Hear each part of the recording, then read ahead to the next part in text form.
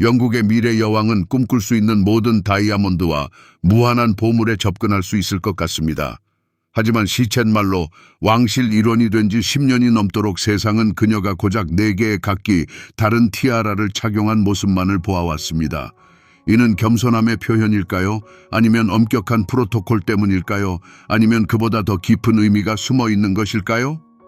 그녀가 대중 앞에 모습을 드러낸 이 4번의 순간은 단순히 외출이 아니었습니다. 이들은 하나하나가 신중하게 계산된 메시지였습니다. 특히 최근에 있었던 한 착용은 가장 노련한 전문가들마저 침묵하게 만들었는데, 그녀가 선택한 티아라는 거의 100년 가까이 잊혀 있었고 거의 사라졌다고 여겨졌기 때문입니다. 오늘 우리는 케이트 미들턴의 보석 이야기를 단순히 풀어보는 것을 넘어 그녀의 선택 뒤에 숨겨진 의미와 4개의 전설적인 티아라 각각이 품고 있는 비밀을 파헤쳐 보려 합니다. 케이트의 첫 번째 티아라 이야기를 이해하려면 1936년으로 거슬러 올라가야 합니다. 당시 영국과 유럽 전체는 불안한 시기를 보내고 있었습니다. 전쟁의 전운이 감돌고 있었고 군주제 위에는 어두운 그림자가 드리워져 있었습니다. 나라는 에드워드 8세의 퇴위라는 위기 직전에 놓여 있었습니다. 이 변화의 시대, 즉 오래된 세계의 화려함이 아르데코의 엄격한 우아함에 자리를 내어주던 시기에 새로운 상징들이 탄생했습니다. 바로 그때 왕좌에 오를 운명이 아니었지만 그 짐을 짊어진 요크 공작, 미래의 조지 6세는 아내 엘리자베스에게 특별한 선물을 하기로 결심합니다. 주문은 단순한 보석상에게 맡겨진 것이 아니라 꿈을 빚어내는 진정한 건축가들, 바로 카르티에에 전달되었습니다. 파리에서 그들은 왕들의 보석상의 왕이라 불렸고 그럴 만한 이유가 있었습니다. 무거운 금과 은을 대체하며 가볍고 거의 공기 같은 레이스를 창조한 플래티넘을 처음으로 길들인 것이 바로 카르티에였습니다. 그들의 스타일은 한눈에 알아볼 수 있었습니다. 선의 순수함, 기하학적 정확성, 그리고 정지된 빛의 환상을 만들어내는 다이아몬드의 눈부신 백색이 특징이었습니다. 요크 공작 부부에게는 뭔가 특별한 것이 필요했습니다. 권력을 과시하는 웅장한 왕관이 아니라 젊은 귀족 여성의 현대적인 이미지를 돋보이게 하는 섬세한 장식품이었습니다. 디아뎀이 아니라 위엄으로 압도하는 대신 얼굴을 부드럽게 감싸는 거위빛의 후광을 만드는 것이 그들의 구상이었습니다. 이는 시대 정신을 완벽하게 반영하는 주문이었습니다. 즉, 절제된 사치, 자만심 넘치는 부유함이 아닌 자신감이었습니다. 카르티에 장인들은 스스로의 역량을 뛰어넘었습니다. 그들은 플래티넘으로 16개의 소용돌이, 장식과 중앙의 다이아몬드가 돋보이는 구성을 창조했습니다. 티아라 전체 표면은 클래식 컷 다이아몬드 739개와 바게트 컷 다이아몬드 149개로 빼곡하게 장식되었습니다. 빛이 이 다이아몬드에 닿으면 단순히 반사되는 것을 넘어 수천 개의 불꽃으로 부서지며 머리 주위에 빛나는 후광과 같은 효과를 만들어냈습니다. 이 보석은 그렇게 헤일로 티아라라는 이름이 붙었습니다. 처음에는 혼란스러운 시기에 사랑과 지지를 상징하는 개인적인 선물이었습니다. 그러나 곧 역사는 급변합니다. 요크 공작은 왕이 되었고 그의 아내는 왕비 엘리자베스가 되었습니다. 그리고 티아라는 새로운 역사의 일부가 되었습니다. 1944년 왕비는 이 티아라를 큰딸 엘리자베스 공주에게 18번째 생일 선물로 주었습니다. 그렇게 이 우아한 보석은 한 미래의 여왕에서 다른 미래의 여왕으로 이어지는 계승의 상징이 되었습니다. 하지만 당시 1936년에는 아무도 이 빛의 테두리가 21세기 가장 떠들썩한 왕실 결혼식에서 핵심적인 역할을 하게 될 것이라고 상상조차 하지 못했습니다. 잠시 역사를 잊고 보석 세공사의 눈으로 헤일로 티아라를 바라봅시다. 만약 우리가 이 티아라를 손에 들었다면 가장 먼저 우리를 놀라게 할 것은 그 기만적인 가벼움일 것입니다. 시각적으로는 거이듯 마치 얼어붙은 서리 레이스처럼 보입니다. 하지만 만져보면 30년대 진보의 상징이었던 플래티넘의 기분 좋고 묵직한 무게감이 느껴집니다. 플래티넘은 금보다 더 강하고 희귀하며 그 차갑고 거의 달빛 같은 광채는 다이아몬드가 불필요한 따뜻한 색조를 더하지 않고도 모든 순수함을 드러내도록 합니다. 이 티아라의 구조는 아르데코 양식의 정수를 보여주는 명작입니다. 단 하나의 군더더기도 찾아볼 수 없습니다. 기본 구조는 파도처럼 중앙으로 모여드는 엄격하고 거의 수학적으로 정교한 일련의 곡선들로 이루어져 있습니다. 카르티에의 보석 장인들은 지난 세기의 화려한 꽃무늬 모티프나 복잡한 패턴을 의도적으로 배제했습니다. 그들의 창조물은 기하학과 선의 순수성에 바치는 창가입니다. 모든 곡선, 한 요소에서 다른 요소로 이어지는 모든 전환은 흠잡을 데 없이 완벽합니다. 하지만 진정한 마법은 빛이 티아라에 닿는 순간 시작됩니다. 888개의 다이아몬드는 단순히 인상적인 숫자가 아닙니다. 이는 각 바이올린이 자신의 역할을 연주하는 빛의 교향곡과 같습니다. 클래식 라운드 컷 다이아몬드 739개는 작은 움직임에도 밝고 무지개빛 불꽃을 뿜어내며 빛의 유희를 담당합니다. 이들은 살아 움직이는 듯한 고동치는 광채를 만들어냅니다. 그리고 엄격한 직사각형 면을 가진 바게트 컷 다이아몬드 149개는 전혀 다른 효과를 자아냅니다. 차갑고 맑으며 거의 거울 같은 섬광이 그것입니다. 이들의 역할은 기하학적 형태를 강조하고 구조에 엄격한 우아함을 부여하는 것입니다. 자세히 살펴보면 최고 수준의 장인 정신을 보여주는 미세한 디테일을 발견할 수 있습니다. 보석은 밀그레인 기법으로 세팅되었는데 이는 금속 가장자리에 아주 작은 알갱이 테두리를 두르는 방식입니다. 이 기법은 플래티넘을 시각적으로 용해시켜 다이아몬드가 마치 보이지 않는 빛의 실로만 연결된 채 공중에 떠 있는 듯한 환상을 만들어냅니다. 이는 단순한 세팅이 아니라 보석을 예술작품으로 승화시키는 예술적인 터치입니다. 전체 구성은 님버스, 즉 후광 효과를 연출하도록 설계되었습니다. 이 티아라는 권력을 주장하듯 왕관처럼 머리 위에 솟아있지 않습니다. 대신 머리 모양을 섬세하게 감싸서 착용자의 얼굴 주위에 부드럽고 확산되는 광채를 만들어냅니다. 이 장신구는 압도하는 것이 아니라 강조합니다. 이것이 바로 카르티에와 첫 주문자의 기발한 아이디어였습니다. 즉, 위엄보다는 우아함과 빛의 상징을 창조하는 것이었습니다. 이 티아라가 소리를 낼 수 있었다면 그것은 우렁찬 종소리가 아니라 얼어붙는 물소리처럼 조용하고 수정 같은 속삭임이었을 것입니다. 이 티아라는 자신의 가치를 소리치지 않고 완벽한 취향을 속삭입니다. 여기에는 위대한 보석이 가진 가장 큰 역설이 숨겨져 있습니다. 즉, 극도의 절제로 표현된 눈부신 호화로움입니다. 이것은 단순한 장신구가 아니었습니다.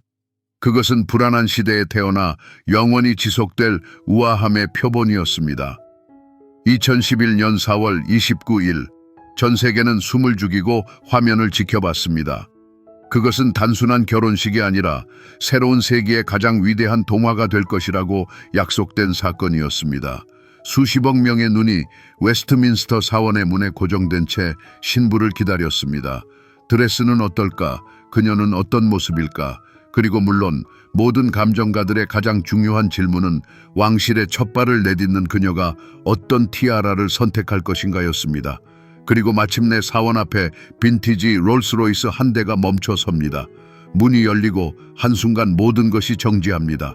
케이트 미들턴이 나타나고 세상은 단순한 신부가 아니라 완성된 흠잡을 데 없는 이미지를 봅니다. 순식간에 고전이 된 알렉산더 맥퀸 드레스, 실크 튤 베일, 그리고 그 아래의 섬세하고 거의 겸손한 빛, 그것은 바로 헤일로 티아라였습니다. 그녀의 선택은 절제미 속에서 천재적이었습니다. 그것은 새롭게 얻은 지위에 대한 외침이 아니라 새로운 역할에 대한 섬세한 선언이었습니다. 티아라는 지배하지 않고 보조적인 역할을 했습니다. 베일을 부드럽게 고정하고 얼굴을 감싸서 그 이름에 담긴 바로 그 밝은 후광 효과를 만들어냈습니다. 이날 이 장신구는 케이트 미들턴을 케임브리지 공작부인 전하로 변모시키는 마지막 악센트가 되었습니다. 그것은 단순한 액세서리가 아니라 수용의 상징이었습니다. 여왕에게서 빌린 티아라는 무언의 그러나 웅변적인 축복과 군주제의 심장부로의 편입을 의미하는 제스처였습니다. 반응은 즉각적이고 한결같았습니다. 패션 평론가들은 우아함과 흠잡을 데 없는 취향에 감탄했고 역사학자들은 계승의 상징성을 이야기했습니다. 그리고 일반 시청자들은 이 선택에서 과도한 화려함 없이 전통을 존중하는 모습을 보았습니다. 케이트는 역사를 가리려 하지 않았고 그 안에 새로운 장을 써넣었습니다. 수십 년 동안 왕실 보물창고에 보관되어 있다가 가끔 대중 앞에 모습을 드러냈던 헤일로 티아라는 순식간에 세계적인 명성을 얻었습니다. 이 순간부터 이 장신구는 케이트의 이미지와 불가분의 관계가 되었습니다. 그녀가 제단으로 걸어가는 모습, 윌리엄 왕자와 함께 버킹엄 궁전 발코니에 서 있는 모습 등 모든 사진에서 헤일로 티아라는 조용하지만 핵심적인 역할을 합니다. 그날 이 티아라는 엘리자베스 2세 여왕의 컬렉션에 있는 단순한 역사적 유물이기를 멈추었습니다. 그것은 희망과 사랑, 그리고 전 세계가 지켜보는 가운데 이루어진 동화의 상징이 되었고 미래 왕비의 결혼식 티아라로 영원히 역사에 기록되었습니다. 결혼식의 성공 이후 헤일로 티아라는 마치 다시 그림자 속으로 사라진 듯 했습니다. 케이트가 다시 디아뎀을 착용하고 대중 앞에 나타나기까지 2년이 걸렸습니다. 첫 공식 외교 리셉션에서 그녀는 마거릿 공주가 아끼던 우아한 연꽃꽃 티아라를 선택했습니다. 이것은 아름답지만 신중한 발걸음이었고 일종의 시도였습니다. 세상은 어떤 장신구가 그녀의 상징, 그녀의 진정한 표식이 될지 기다렸습니다. 그리고 그 기다림은 헛되지 않았습니다. 2015년 12월 또 다른 외교 리셉션에서 케임브리지 공작 부인은 모두가 이야기할 만한 선택을 했습니다. 그녀는 사랑의 매듭 티아라를 착용했습니다. 이것은 단순히 새로운 장신구를 착용한 모습이 아니었습니다. 이것은 하나의 선언이었습니다. 왜냐하면 사랑의 매듭 티아라는 고인이 된 시어머니 다이애나 공주의 이미지와 불가분의 관계가 있었기 때문입니다. 케이트가 이 티아라를 착용한 순간부터 시간으로 분리된 두 웨일스 공주 사이에 무언의 대화가 시작되었습니다. 이 장신구의 선택은 믿을 수 없을 정도로 섬세하고 깊은 존경을 표하는 제스처였습니다. 케이트는 단순히 보석을 착용한 것이 아니라 다이애나의 유산 중 일부를 받아들여 그녀에 대한 기억이 가족 내에서 살아 숨쉬고 존경받고 있음을 세상에 보여주었습니다. 1914년 여왕 마리아를 위해 게러드 보석상에서 제작된 이 티아라 자체는 낭만주의의 구현입니다. 다이아몬드 아치에 매달린 19개의 물방울 모양, 진주가 사랑의 매듭 형태로 흔들리며 살아 숨쉬는 듯한 장신구의 느낌을 자아냅니다. 다이애나의 손에서 이 수정 같은 진주 눈물은 사랑과 고통으로 가득 찬 그녀의 복잡한 운명의 상징이 되었습니다. 케이트의 손에서 이들은 평온한 자신감과 계승이라는 새로운 의미를 얻었습니다. 사랑의 매듭 티아라는 헤일로, 티아라가 될 수 없었던 케이트의 가장 중요하고 상징적인 장신구가 되었습니다. 그녀는 매년 가장 중요한 국빈 만찬과 외교 리셉션에 이 티아라를 착용했습니다. 이 장신구는 그녀의 공식 이미지, 즉 최고위급 왕실 복장의 필수적인 부분이 되었습니다. 결혼식에서 그녀가 가족의 일원이 되는 신부였다면 사랑의 매듭 티아라를 착용한 그녀는 자신감 넘치는 왕실의 고위 일원, 미래의 왕비로서의 모습을 보여주었습니다. 이 티아라를 착용하고 나올 때마다 그녀는 논의의 대상이 되었습니다. 전문가들은 그녀의 모습을 다이애나의 모습과 비교했습니다. 그러나 케이트는 결코 모방하지 않았습니다. 그녀는 알렉산더 맥퀸이나 제니 팩햄의 현대적인 드레스와 티아라를 매치하여 새로운 생명을 불어넣었습니다. 다이애나에게 티아라가 때로는 극적인 80년대 스타일의 일부였다면 케이트에게는 시대를 초월한 영원한 우아함의 상징이 되었습니다. 그녀는 냉담한 거리감 없이 왕실의 위엄을 가지고 티아라를 착용합니다. 그렇게 새로운 아이콘의 손에서 사랑의 매듭, 티아라의 황금기가 시작되었습니다. 한 공주의 비극적인 운명의 상징에서 다른 공주의 손에서 군주제의 안정과 확실한 미래의 징표로 변모했습니다. 결혼식 티아라가 아닌 바로 이 티아라가 웨일스 공주 케이트 미들턴의 진정한 상징이 되었고 다이아몬드의 무게뿐만 아니라 위대한 역사의 짐을 어떻게 품격 있게 짊어질 수 있는지를 전 세계에 보여주었습니다.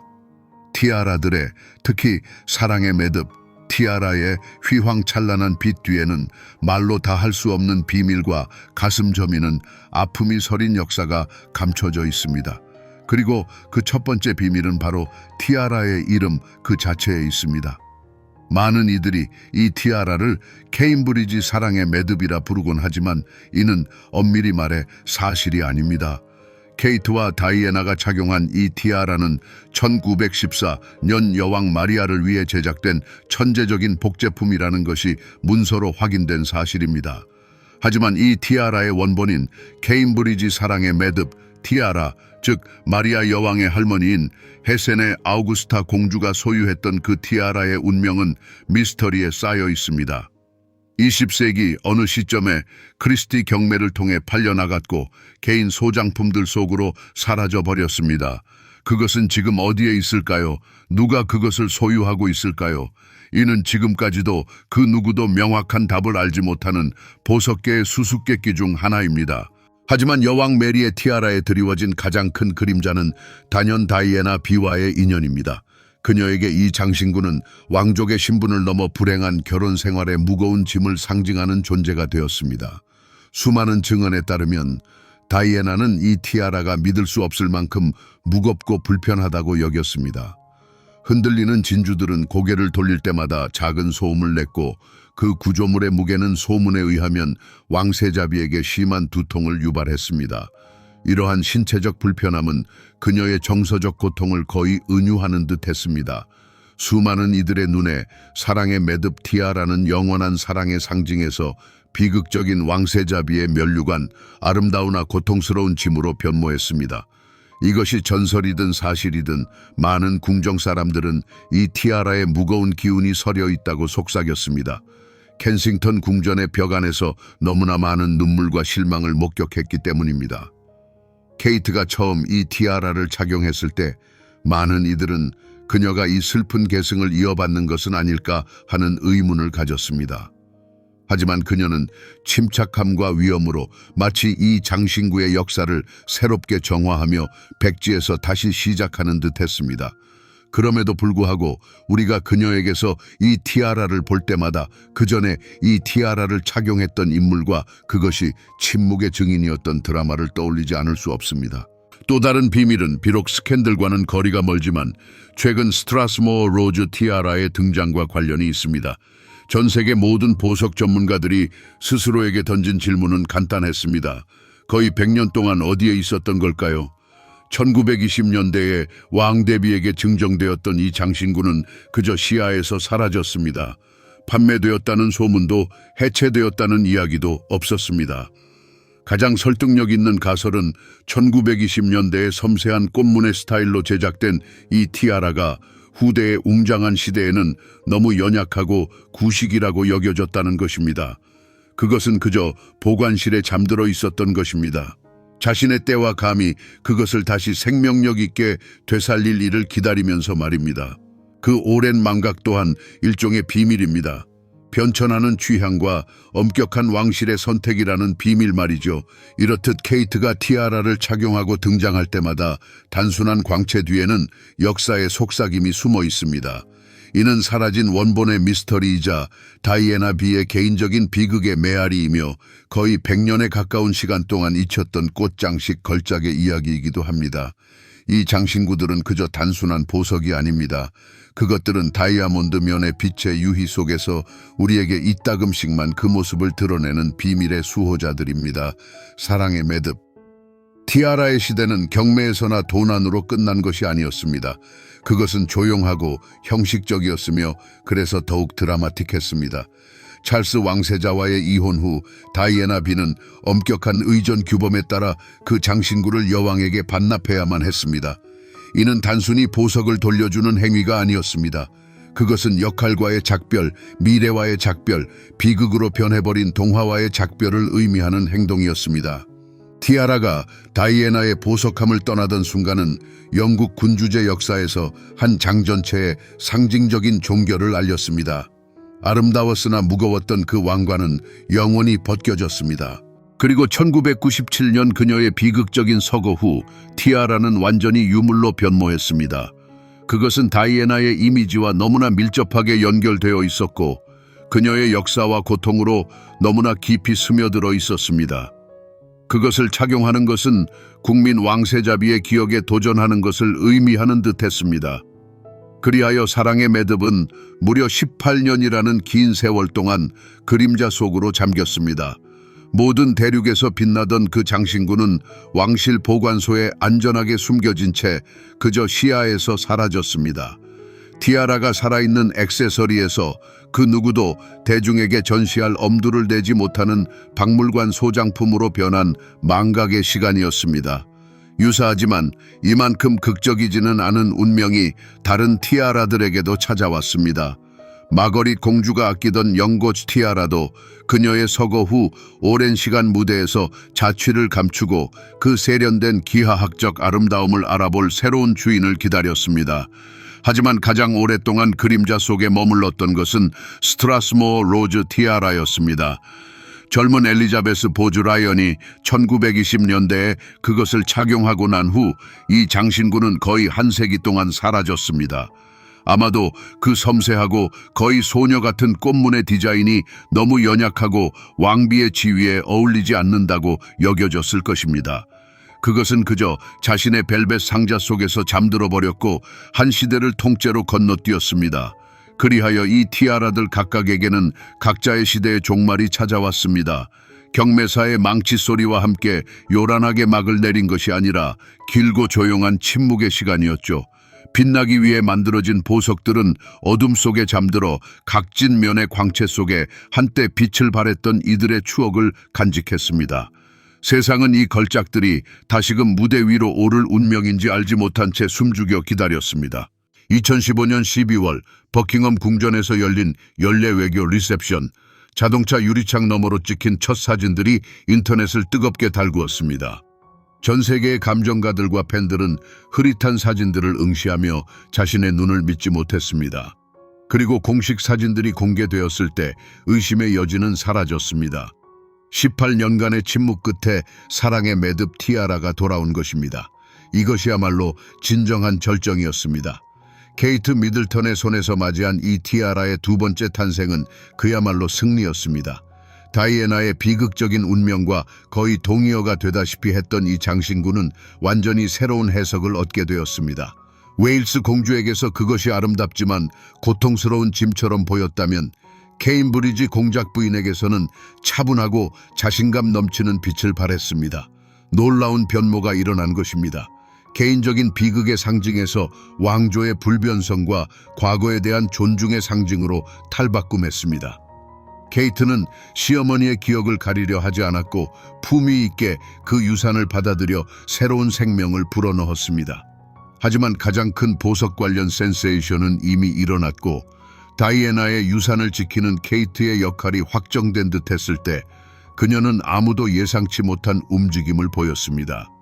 2023년 11월 대한민국 대통령을 위한 국빈 만찬, 웨일스 공주는 거의 100년 동안 대중에게 모습을 드러내지 않았던 티아라를 착용하고 나타났습니다.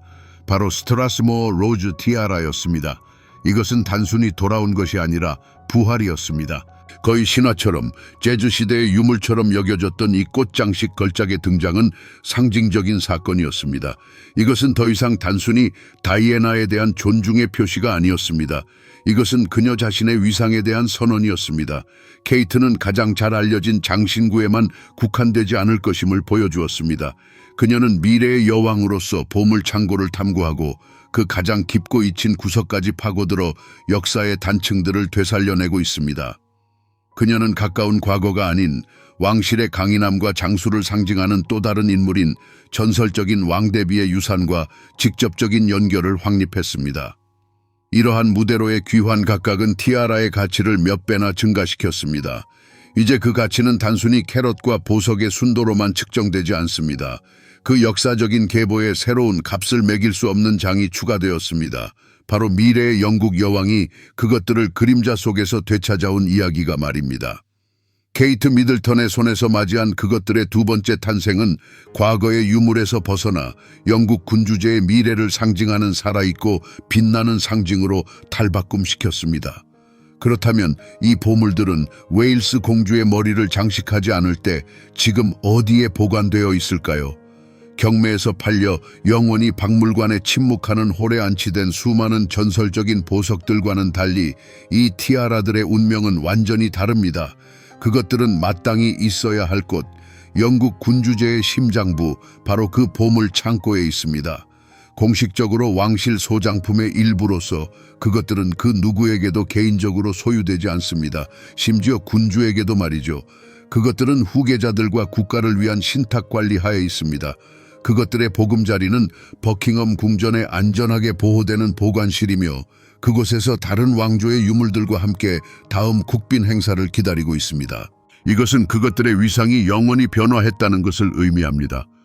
할로 티아라는 더 이상 단순한 신부의 액세서리가 아니라 수십억 장의 사진 속에 담겨 21세기의 연대기에 기록된 역사적 유물입니다. 사랑의 매듭은 단순한 머리 장식이 아니라 세상을 그토록 흔들었던 두 시대, 두 웨일스 공주의 삶을 침묵하며 증언하는 존재입니다. 그것들의 대중적인 등장은 단순한 패션 외출이 아니라 승계, 안정, 그리고 역사에 대한 깊은 존중에 대한 신중하게 계획된 메시지, 즉 국가적 중요성을 지닌 행위입니다. 그것들의 가치를 돈으로 매기려는 시도는 거의 무의미합니다. 이 장신구들은 값을 매길 수 없을 정도로 귀하며 이는 단순히 아름다운 수사가 아닙니다. 물론 백금과 수백 개의 옛 방식 커팅 다이아몬드, 그리고 완벽하게 어우러진 진주의 시장 가치를 계산할 수는 있을 것입니다. 여기에 까르띠에나 게러드 같은 위대한 보석 가문의 각인에 대한 프리미엄을 더할 수도 있겠지요. 하지만 이 모든 것은 그것들의 실제 가치에 비하면 아주 작은 부분, 즉 그림자에 불과할 것입니다. 그것들의 진정한 가치는 무형의 곧 계보에서 비롯됩니다. 할로 티아라의 역사는 미래의 왕이 자신의 아내에게 준 선물에서 미래 여왕의 결혼 면류관으로 이어지는 독특하고 재현 불가능한 길을 걸어왔습니다. 그리고 사랑의 매듭 티아라의 역사는 메리 여왕, 엘리자베스 2세 여왕, 다이애나 B, 그리고 이제는 캐서린 공주의 이름과 엮인 다이아몬드로 짜인 가계도와 같습니다. 세상 어떤 경매도 이 역사와 사랑, 그리고 드라마의 무게를 감히 평가할 수 없을 것입니다. 그러므로 그것들은 크리스티나 소더비의 카탈로그에 절대로 등장하지 않을 것입니다. 그것들은 영국 유산의 양도 불가능하며 빛나는 부분입니다. 그리하여 우리는 모든 것이 시작된 질문으로 돌아갑니다. 왜 수년 동안 미래의 영국 여왕은 단 4개의 티아라만을 착용했을까요? 이제 그 답은 명확합니다. 그것은 겸손함이나 의전상의 제약 때문이 아닙니다. 그것은 최고 수준의 보석 외교이며 매번의 등장이 역사와의 침묵하는 대화 속에서 신중하게 계산된 한마디인 것입니다. 케이트 미들턴의 선택은 결코 우연이 아니었습니다. 그녀는 단순한 보석을 착용하는 것이 아니기 때문입니다. 그녀는 메시지를 입고 있는 것입니다. 결혼식 날 착용한 할로 티아라는 그녀의 첫 번째 말이자 존중의 말이었습니다. 그녀는 자신의 새로운 지위를 소리 높여 외치지 않고 수세기 동안 이어져 온 왕조의 역사 속에 자신을 섬세하게 새겨 넣으며 여왕으로부터 축복을 받았습니다. 이는 새로운 역할의 미묘함을 이해하고 있음을 보여준 완벽한 대비였습니다. 사랑의 매듭 티아라는 그녀의 가장 중요한 발언이 되었습니다. 다이애나의 비극적인 이미지와 불가분의 관계를 가진 이 티아라를 착용함으로써 케이트는 가장 대담하고 가장 중요한 발걸음을 내디뎠습니다. 그녀는 비교를 두려워하지 않았습니다.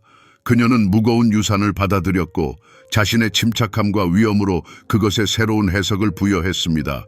드라마가 아닌 힘, 계승, 그리고 영원한 기억의 의미로 말입니다. 하지만 거의 100년 동안 망각 속에 잠들어 있던 스트라스모어 로즈 티아라를 착용하고 나타난 순간이야말로 그녀 자신의 진정한 선언이었습니다. 이것은 단순한 공주의 몸짓이 아니라 미래의 국왕 배우자, 역사가이자 수호자로서의 몸짓이었습니다. 그녀는 보물창고와의 연결이 단순히 선대 왕비들의 발자취를 따르는 것보다 훨씬 깊다는 것을 보여주었습니다. 그녀는 잊힌 걸작들을 찾아내어 생명을 불어넣고 왕실 역사에 새롭고 예상치 못한 실타래를 엮어낼 수 있는 능력을 가지고 있습니다. 궁극적으로 이 네 개의 티아라 각각은 단순한 장신구가 아닙니다. 그것들은 거울입니다. 그 다면체 속에 신부의 겸손함, 공작 부인의 위엄, 그리고 마침내 미래 여왕의 지혜가 비쳐 있습니다. 그것들은 위대한 이야기들, 인간의 운명, 그리고 불변하는 전통의 물리적 구현입니다. 이 차갑고 빛나는 유물들은 한 가지 단순한 진실을 증명합니다. 진정한 걸작들은 역사를 단순히 장식하는 것이 아닙니다. 그것들은 역사를 씁니다. 그리고 웨일스 공주가 우리 눈앞에서 써내려가는 역사는 그녀의 다이아몬드 광채 못지않게 위대할 것입니다.